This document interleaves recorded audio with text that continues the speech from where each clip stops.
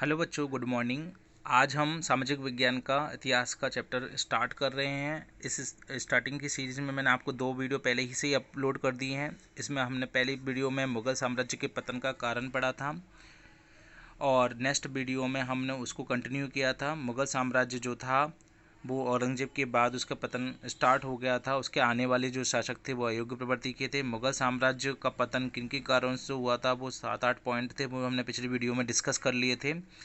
केवल इनमें इसमें मैं आपको केवल नाम बता देता हूँ जिससे मुग़ल साम्राज्य का पतन हुआ था। पहला था औरंगज़ेब की धार्मिक नीति, उसके बाद आया था मुग़ल शासकों की अयोग्यता, फिर आया था अमीर सरदारों का पतन, फिर आर्थिक पतन, उत्तराधिकारी नियमों का अभाव, बाह्य आक्रमण, राष्ट्रीयता का अभाव और यूरोपीय जातियों का आगमन। इन यूरोपीय जातियों के आगमन के साथ ही अंग्रेज़ों ने भारत पर कदम रख दिया था। यूरोपीय जातियों में अंग्रेजी सबसे ज़्यादा भारत पर आगे राज्य कर पाए, क्योंकि आए तो और भी जातियाँ थी, जिसमें पुर्तगाली आए थे, फ्रांसीसी आए थे, डच वगैरह आए थे, लेकिन इनमें भी आपस में युद्ध हुआ था जिनमें अंग्रेज विजयी हुए थे। अंग्रेज़ों के विजयी होने का कारण और भी था। अंग्रेज़ लोगों ने पहले ही यहाँ पर ईस्ट इंडिया 1600 ईस्वी में आ गए थे, वो ईस्ट इंडिया कंपनी के नाम पर, और उन्होंने ईस्ट इंडिया कंपनी यहाँ पर स्थापित कर दी थी, और ईस्ट इंडिया कंपनी की वजह से ही वो अपने साम्राज्य स्थापित करने और व्यापार बढ़ाने में आगे यहाँ पर सफलता हासिल की। तो इस तरीक़ा से धीरे धीरे क्या करके नहीं मुग़लों की शक्ति कम होती गई और अंग्रेज़ों की शक्ति बढ़ती गई। अब बात करते हैं आगे 18वीं सदी का भारत। 18वीं सदी के भारत में हम इसमें अब चैप्टर में पढ़ने वाले हैं कि किस तरीक़ा से दक्षिण भारत में तो मराठों ने और उत्तर भारत में सिख और जाटों की शक्तियों ने मुग़ल साम्राज्य को कमज़ोर और विघटित कर दिया था। 18वीं सदी में भारत के विभिन्न भागों में कई राजनीतिक शक्तियों का उद्भव हुआ था। इनमें हम डिटेल में पढ़ेंगे। पहला है मराठा, फिर उसके बाद आए थे जाट, फिर हैदराबाद में निज़ाम, अवध में भी आपके नादिर शाह, मतलब अवध में भी सूबेदार सआदत खान है, स्वतंत्र अपने आप को घोषित कर लिया था मुग़लों से। बंगाल में मुर्शिद कुली खान है और मैसूर में। तो ये भारत के अलग अलग क्षेत्रों से जो राजा थे उन्होंने अपने आप को मुग़लों से स्वतंत्र घोषित कर लिया था और मुग़ल सत्ता का विरोध किया था। तो 18वीं सदी में प्रमुख राजनीतिक शक्तियाँ जो थी वो हम डिस्कस कर लेते हैं धीरे धीरे। चलो पहला पढ़ते हैं मराठा। मराठाओं को देखते हैं। तो मराठा राज्य की स्थापना शिवाजी महाराज जी ने की थी। मराठा राज्य की स्थापना किसने की थी? शिवाजी महाराज ने। शिवाजी और उनके उत्तराधिकारियों ने औरंगजेब के विरुद्ध निरंतर संघर्ष किया। 18वीं सदी के पूर्वार्ध में मराठा साम्राज्य छत्रपति के स्थान पर पेशवा अधिक शक्तिशाली हो गए। अब मराठा जो थे वो पेशवा उनकी ओहदा होता था, मतलब प्रधानमंत्री को बोला जाता था पेशवा। जैसे आपने एक मूवी भी देखी होगी, बाजीराव मस्तानी में पेशवा बाजीराव था, इसके नाम भी आया है। इसने मराठा शक्ति को प्रसार और भारत के अधिकांश भागों पर अपना कब्जा स्थापित कर लिया था, जिसमें कई सारे भागों में इसमें मालवा, गुजरात, बुंदेलखंड इस पर अपना अधिकार कर लिया था। मराठों ने अपनी शक्तियों को काफ़ी ज़्यादा आगे बढ़ा लिया था। मराठा जब नाम आता है तो इंडिया के मैप में हम महाराष्ट्र वाले रीजन और उसके आसपास के रीजन के बारे में सोचते हैं, ठीक है। फिर इसके आगे हम पढ़ते हैं 1752 ईस्वी के आते आते मुग़ल सम्राट और वजीर मराठों के नियंत्रण में आ गए। खुद वजीर और मुग़ल सम्राट भी क्या हो गए थे? मराठों के नियंत्रण में आ गए। और 1761 ईस्वी में पानीपत के तृतीय युद्ध में मराठा जो शक्ति थी वो बड़ा आघात लगा, क्योंकि तृतीय युद्ध में मराठा हार गए थे। 1761 ईस्वी में पानीपत का तीसरी लड़ाई हुई थी जिसमें मराठा हार गए थे। अब नेक्स्ट हम बात करते हैं, आगे बढ़ते हैं। मराठा हारने के बावजूद भी मराठा जो शक्ति थी उस टाइम सबसे प्रबल शक्ति थी। अंग्रेज़ों ने मराठों के साथ 3 बार युद्ध करके उनको अपने अधीन कर लिया था। अब अंग्रेज़ भी पैरेलल चल रहे थे, मुग़लों के विरुद्ध तो मराठा युद्ध कर रहे थे और अंग्रेज़ जो थे वो भी मराठों के साथ युद्ध कर रहे थे और 3 बार उनको युद्ध में हराकर मराठों को अपने कब्जे में कर लिया। अब इस नेक्स्ट हम बात करते हैं जाटों की। तो जाट वाला रीजन हमारा आता है मथुरा वाला। जाटों में हम पढ़ेंगे मथुरा वाले रीजन में।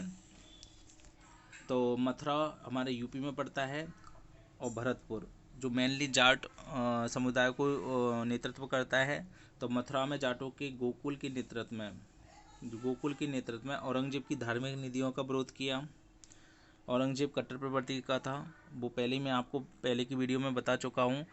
वो हिंदुओं, मुसलमानों, सिखों और जाटों सभी राजपूतों से और यहाँ तक कि सिया मुसलमानों से नफरत करता था। उन पर तरह तरह के कर लगा रखे थे। सभी लोग उससे बहुत ज़्यादा परेशान थे। उसके बाद जो हुआ था, जाट जो नेता था बंदन सिंह, जाट नेता का नाम क्या था, बंदन सिंह ने जाट साम्राज्य की स्थापना की। जाटों की शक्तियों का यहाँ पर फिर क्या हुआ, विकास होता चला गया। इसमें महाराजा सूरजमल ने भी उनका साथ दिया। उन्होंने भरतपुर को अपनी राजधानी बनाया। अब भरतपुर आ गया, राजस्थान में पड़ता है भरतपुर, इसलिए जाट लोग सबसे ज़्यादा भरतपुर में भी रहते हैं। जाटों ने मथुरा, अलीगढ़, दोआब क्षेत्र पर अपना अधिकार कर लिया और धीरे धीरे जो मुग़ल थे उनको अपनी शक्ति गंवानी पड़ी, और धीरे धीरे जाटों ने भी अपने अपने क्षेत्रों में अधिकार स्थापित करना स्टार्ट कर दिया। भरतपुर के शासक कौन थे? महाराजा रणजीत सिंह ने अंग्रेजों के विरुद्ध मराठा यशवंत होलकर की सहायता की थी। अब यहाँ पर मराठों की सहायता ली थी किसने? जाटों ने। किसके विरुद्ध युद्ध करने के लिए? अंग्रेजों के विरुद्ध युद्ध करने के लिए, क्योंकि अंग्रेज अपने पैर इस टाइम दबा चुके थे। अपने भारत में अपना पैर स्थापित कर लिया था। ईस्ट इंडिया कंपनी आ गई थी, तो उन्होंने अपना पैर स्थापित कर लिया था। तो ये अंग्रेज भी हमारे लिए क्या हो गए थे? घातक सिद्ध हो गए थे। तो रणजीत सिंह जो थे भरतपुर के शासक, उन्होंने मराठा जो राजा था यशवंत राव होलकर, इसकी सहायता ली थी अंग्रेजों के विरुद्ध युद्ध करने में। बाद में भरतपुर शासकों ने अंग्रेजों से संधि कर ली। बाद में खुद भरतपुर शासकों ने क्या किया था, जब वो अंग्रेजों को हरा नहीं पाए तो उन्होंने अंग्रेजों के साथ संधि कर ली। तो इस वाले पैराग्राफ में हमने क्या पढ़ा कि मथुरा में तो गोकुल के नेतृत्व में औरंगजेब के विरुद्ध धार्मिक नीतियों का विरोध किया। फिर बंदन सिंह ने जाट साम्राज्य की स्थापना की। फिर जाटों का जो शक्ति थी, उन्होंने भरतपुर को अपना राजधानी बनाया था। जाटों ने मथुरा, अलीगढ़, दोआब पर अपना कब्जा कर लिया था। और भरतपुर के शासक जो रणजीत सिंह ने, उन्होंने मराठाओं की मदद ली थी अंग्रेजों के विरुद्ध युद्ध करने में। और लेकिन धीरे धीरे कालांतर में क्या हुआ था, भरतपुर के शासकों ने भी अंग्रेजों के साथ संधि कर ली। अब अंग्रेजों का राज हो गया यहाँ पर भी। अब आगे बात करते हैं हैदराबाद की। हैदराबाद में हम देखेंगे, हैदराबाद में क्या हुआ था, 18वीं सदी के पूर्वार्ध में मुगलों के मनसबदार निजाम चिंग्लिस खान है। क्या नाम है? निजाम का क्या नाम है? चिंग्लिस खान है। दक्षिण के 6 मुगल सूबों को मिलाकर हैदराबाद राज्य की स्थापना की। तो बात आती है हैदराबाद राज्य की स्थापना किसने की थी? मुगलों के मनसबदार, ये मुगलों का नेता था चिंग्लिस खान। इसने हैदराबाद राज्य की स्थापना की। निजाम का मुगल सत्ता पर प्रभाव नाम मात्र का था। मतलब निजाम अपने आप को स्वतंत्र मानता था मुगलों से। अब अब उस पर कब्जा कम था, मुगलों का जो था पकड़ कम थी, तो वह क्या बन गया था, खुद को स्वतंत्र मानने लग गया था। उसने साम्राज्य विस्तार की योजना को मराठा पेशवा ने तोड़ दिया। अब वो अपने आप को क्या करना चाहता था कि वह चाहता था कि हैदराबाद रियासत और आगे बढ़े, लेकिन उधर मराठों ने भी तो अपनी शक्तियों को बढ़ा लिया था। तो मराठा पेशवा ने इस ख्याल को उसको तोड़ दिया, मतलब उसको आगे बढ़ने नहीं दिया। मराठों ने उसे पाल खेल के युद्ध में पराजित कर दिया। किसको पराजित कर दिया? चिंग्लिस खान को। फिर इसके बाद हम आगे बढ़ते हैं। पराजित होने के बाद हैदराबाद का जो निजाम था वो तब भी शक्तिशाली था, पराजित होने के बावजूद भी शक्तिशाली था। और बाद में निजाम ने अंग्रेजों के साथ संधि कर ली मराठों को हराने के लिए। बताओ, अपने ही देश के लोगों ने विदेशी लोगों के साथ संधि कर ली अपने देश के लोगों को हराने के लिए। बहुत बड़ी बात बोली है। अपने ही देश के लोगों ने दूसरे देश के लोगों को हराने के लिए दूसरे देश के लोगों के साथ संधि कर दी अपने ही देश के लोगों को हराने के लिए। अब आगे बात करते हैं। अब आगे चलते हैं। अंग्रेज़ों ने यहाँ पर भी अपना कब्जा कर लिया, क्योंकि चिंग्लिस खान जो था मुग़ल था, रह तो इंडिया में रहा था लेकिन मराठों के विरुद्ध था, लेकिन मराठों को हराने चाहता था, इसलिए अंग्रेज़ों के साथ उसने संधि कर ली। अब आ जाओ नेक्स्ट अवध में। अवध में क्या हुआ था? अवध में मुग़ल जो सूबेदार था उसका नाम था स्वादत खां। उसने भी अपने आप को स्वतंत्र व्यवहार करना स्टार्ट कर दिया। दैट मीन्स मतलब वो भी मुग़लों से धीरे धीरे अपने कब्जे, मुग़लों के कब्जे से धीरे धीरे बाहर निकल आया, क्योंकि सूबेदार थे। सूबेदार जब देखा कि मुग़ल जो शासक था, सम्राट था, वो निकम्मा था, आलसी था, तो सूबेदार भी अपने आप में स्वतंत्र होते चले गए। मतलब वो मुग़ल साम्राज्य से हटना चाहते थे, स्वतंत्र अपनी सत्ता स्थापित करना चाहते थे। इसमें नादिर शाह के आक्रमण के समय इसने महत्वपूर्ण भूमिका निभाई। मतलब इसने महत्वपूर्ण भूमिका कैसे निभाई, क्योंकि नादिर शाह के आक्रमण जब हुआ था तो उसने उसका साथ दिया होगा। कालांतर में अवध का शासक कौन था? शुजा-उद-दौला बक्सर, शुजा-उद-दौला, जो कि बक्सर के युद्ध में अंग्रेजों से हार गया। अब बक्सर का युद्ध किस किस के बीच में हुआ था, क्वेश्चन बन सकता है। शुजा-उद-दौला और अंग्रेजों के बीच में हुआ था, जिसमें शुजा-उद-दौला की हार हुई थी, अंग्रेजों की विजय हुई थी। अवध पर भी अंग्रेजों का नियंत्रण हो गया। ऊपर पढ़ लिया था हमने हैदराबाद, उसके बाद अपन पढ़ चुके थे हैदराबाद के बाद जाट, और जाट से पहले हमने मराठा, सभी पर धीरे धीरे अंग्रेजों ने क्या कर लिया, कब्जा कर लिया। अब बात करते हैं बंगाल की।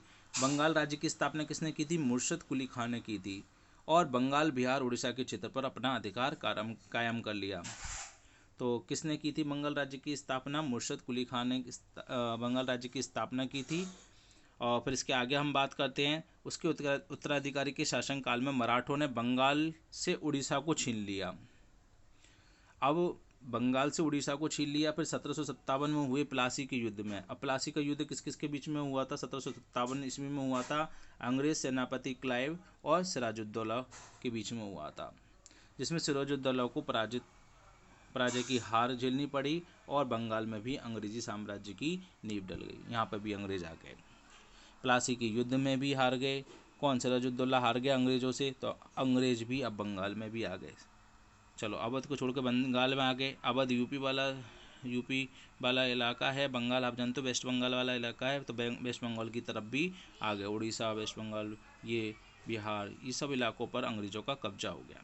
अब आ जाओ मैसूर। मैसूर में वैसे तो बाडियार वंश के राजाओं का राज्य था, लेकिन 18वीं सदी के मध्य में उनके सेनापति हैदर अली ने उस पर अधिकार कर लिया। ठीक है। फिर उसके बाद हैदर अली और उसके पुत्र टीपू सुल्तान। टीपू सुल्तान किसका पुत्र था? हैदर अली। उसने अंग्रेजों से निरंतर संघर्ष किया। टीपू सुल्तान के पास तोपें थीं। टीपू सुल्तान का नाम तो हिस्ट्री में जाना भी जाता है। 4 युद्धों के पश्चात फिर 4 युद्ध हुए टीपू सुल्तान और अंग्रेजों के विरुद्ध। 18वीं सदी के अंतिम दशक में अंग्रेजों ने मैसूर पर भी अपना अधिकार स्थापित कर लिया। लो, अब अंग्रेजों मैसूर पर भी आ गए। मैसूर ये हमारे नीचे साउथ इंडिया में पड़ता है, तमिलनाडु वाले रीजन में मैसूर वगैरह, तमिलनाडु इधर साउथ इंडिया में पड़ता है, तो वहाँ पर देख लेना। तो इधर टीपू सुल्तान भी क्या किया, अंग्रेज़ों से हार गया अंतिम। अब आ गया, ये सब हमने देख लिया था कि किस तरीक़ा से हमने देखा कि 18वीं सदी के भारत में कुछ राजनीतिक शक्तियों का विकास हुआ था, जिनमें हमने मराठा, जाट, हैदराबाद और अवध और बंगाल और मैसूर क्षेत्रों में देखा था कि किस तरीक़ा से शासक ने मुग़लों से अपने आप को स्वतंत्र कराया, लेकिन अंग्रेज़ों ने इसका फ़ायदा उठाते हुए सब पर अपना कब्जा स्थापित कर लिया। अब चलो राजस्थान के बारे में भी बात कर लेते हैं कि 18वीं सदी में राजस्थान के प्रमुख राजपूत राज्य कौन कौन से थे। देखो, उत्तरकालीन मुगल साम्राज्य की कमजोरी लाभ उठाकर राजपूत शासकों ने भी अपना प्रभाव बढ़ाना स्टार्ट कर दिया। अब प्रभाव कैसे बढ़ाएंगे राजपूत शासक, देखते हैं। ये राज्य गृह युद्ध में उजल गए और मराठों की विस्तारवादी नीति के स्थिति को और बिगाड़ दिया। मराठा तो लगातार अपने राज्य का विस्तार कर रहे थे, और कुछ ये जो शासक थे राजस्थान के, वो अपने ही गृह युद्ध में उलझे पड़े थे। चलो देखते हैं कि किस तरीक़ा से घर में युद्ध चल रहा था इनके। तो राजस्थान के राजपूत राज्यों में अपन पहले बात करते हैं आमेर की। आमेर के बारे में बात कर लेते हैं। तो यहाँ पर आमेर के बारे में पढ़ते हैं। आमेर 18वीं सदी के पूर्वार्ध में जयपुर के सवाई जय सिंह ने मालवा की सूबेदारी प्राप्त की थी। तो मालवा की सूबेदारी किसको मिल गई थी? सवाई जय सिंह को मिल गई थी, और सवाई जय सिंह ने ही जयपुर राज्य को बसाया था। सवाई जय सिंह ने के द्वारा बूंदी के उत्तराधिकार युद्ध में हस्तक्षेप करने के कारण मराठों का राजस्थान में प्रवेश हो गया। तो ये क्वेश्चन पूछ भी जाता है कि किस तरीक़ा से मराठे जो थे राजस्थान में प्रवेश करे, क्योंकि सवाई जय सिंह ने क्या किया था, बूंदी के जो उत्तराधिकार युद्ध हो रहा था उसमें हस्तक्षेप कर दिया था, जिससे मराठा लोगों को मौका मिल गया कि वो राजस्थान में प्रवेश कर पाए। मराठों के प्रभाव को बढ़ने से रोकने के लिए सवाई जयसिंह और अन्य शासक, राजपूती शासक थे, उन्होंने राजपूतों को एकता को बनाए रखने के लिए, राजपूतों को इकट्ठा करने के लिए होरडा नामक स्थान पर एक सम्मेलन आयोजित किया। उन्होंने होरडा सम्मेलन के द्वारा राजपूतों की एकता का प्रयास किया और राजपूतों को इकट्ठा किया। फिर जयसिंह की मृत्यु के बाद, सवाई जयसिंह की मृत्यु के बाद उनके पुत्र जो ईश्वर सिंह और माधो सिंह थे, उनमें संघर्ष आरंभ हुआ। बाद के सभी शासकों ने मराठाओं के आक्रमण को भी झेला। जयपुर राज्य का अंतिम प्रमुख सफलता सवाई प्रताप सिंह द्वारा तुंगा के युद्ध में मराठों को पराजित करना था। मतलब जयपुर राज्य का अंतिम जो प्रमुख था, उसकी सफलता क्या थी कि उसने तुंगा के युद्ध में मराठों को पराजित कर दिया। वरना यहाँ पर तो माधो सिंह और ईश्वर सिंह के बीच में ये तो युद्ध चालू हो गया था, गृह युद्ध ही स्टार्ट हो गए थे। और इसके बाद हम बात करते हैं जोधपुर के अजीत सिंह ने जोधपुर को मुगलों से छीन लिया और उस पर अपना अधिकार कर लिया। तो जोधपुर पर किसका अधिकार था? अजीत सिंह का। बाद में मुगल दरबार में अपना प्रभाव बढ़ाया और गुजरात का सूबेदार बन गया। मतलब मुगल दरबार में अपने आप को बढ़ाता चला गया और गुजरात का सूबेदारी भी उसने प्राप्त कर ली। जोधपुर के साथ गुजरात की सूबेदारी भी उसको मिल गई अजीत सिंह को। मुगल सम्राट फर्रुख शेर को गद्दी से हटाने में इसने महत्वपूर्ण भूमिका निभाई। इसके पश्चात उत्तरवर्ती शासकों में राजगद्दी को लेकर गृह युद्ध स्टार्ट हो गए। गृह युद्ध क्या होते हैं? मतलब घर के लोग ही, घर के वो जो दो भाई हैं, बड़ा भाई छोटा भाई, गद्दी को प्राप्त करने के लिए आपस में युद्ध करना गृह युद्ध कहलाता है। इसके बाद हम आते हैं मेवाड़ का नाम आते ही महाराणा प्रताप का नाम आ जाता है। तो महाराणा प्रताप के ही वंशज हैं ये अमर सिंह द्वितीय। मेवाड़ के शासक अमर सिंह द्वितीय ने जयसिंह को आमेर और अजीत सिंह को जोधपुर प्राप्त कराने में मदद की थी। जयसिंह जो थे आमेर के शासक थे और अजीत सिंह हमारे ये अभी पढ़ के हैं, अजीत सिंह जोधपुर के शासक थे। इन दोनों को मेवाड़ के शासक अमर सिंह द्वितीय ने उनके राज्य प्राप्त करने में मदद की थी।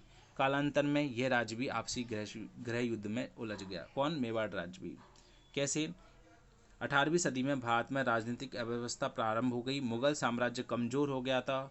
उसके स्थान को भरने की क्षमता मराठा शासकों में थी, किंतु उन्होंने मात्र चौथ एवं स्वदेशमुखी कर वसूलने पर अपना ध्यान दिया। मराठा शासक क्या करते थे? लोगों से चौथ और स्वदेशमुखी कर वसूलते थे।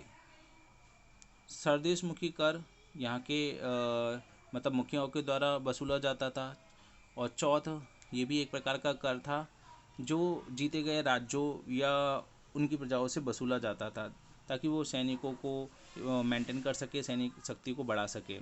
उन्होंने उत्तरी भारत के राजपूत राज्यों में भी अच्छे संबंध विकसित नहीं किए। मेवाड़ के शासक जो थे कालांतर में जो आए थे, उन्होंने राजपूत राज्यों से अच्छे संबंध स्थापित नहीं किए। बाद वालों ने परिणाम स्वरूप पानीपत के जो तीसरा युद्ध था उसमें उन्होंने अहमद शाह अब्दाली के विरुद्ध राजपूतों और अन्य भारतीय शक्तियों का सहयोग प्राप्त नहीं हुआ। पानीपत के तीसरे युद्ध में जब अहमद शाह अब्दाली ने उन पर आक्रमण किया तो बाकी के जो राजपूत राजा थे वो उनकी मदद करने के लिए नहीं आए, जिन्होंने जिसके कारण मराठों को इस युद्ध में पराजित होना पड़ा। अब इसके आगे बात कर लेते हैं। राजपूत शासक भी अपने गृह युद्धों के कारण अपनी शक्ति का विस्तार नहीं कर पाए। भारतीय शासकों की इस कमजोरी का लाभ अंग्रेजों ने उठाया और उन पर अपना प्रभुत्व स्थापित कर लिया। राजपूत शासक तो अपने गृह युद्ध में इतना उलझ गए थे कि उनको पता ही नहीं चला कि विदेशी आक्रमणकारी धीरे धीरे अपना पाव जमा रहे हैं, जिसमें अंग्रेजों ने उस स्थिति का लाभ उठाया और अपना प्रभुत्व स्थापित कर लिया। तो अब नेक्स्ट वाली वीडियो में मैं आपको बताऊंगा 18वीं सदी में समाज और संस्कृति कैसी थी, समाज और संस्कृति पर क्या प्रभाव था। ये लास्ट पैराग्राफ है और क्वेश्चन आंसरों को भी हम थोड़ा डिस्कस कर लेंगे इसमें नेक्स्ट वीडियो में। ठीक है, तब तक के लिए थैंक यू।